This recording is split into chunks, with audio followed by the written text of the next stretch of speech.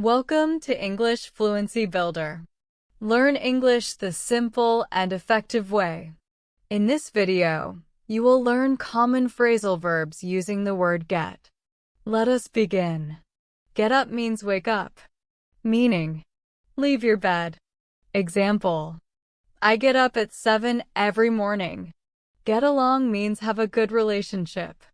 Meaning, be friendly with someone. Example, they get along very well. Get over means recover. Meaning, feel better after something difficult. Example, she got over her illness quickly. Get on means enter. Meaning, get onto a bus or train. Example, he got on the bus. Get off means leave.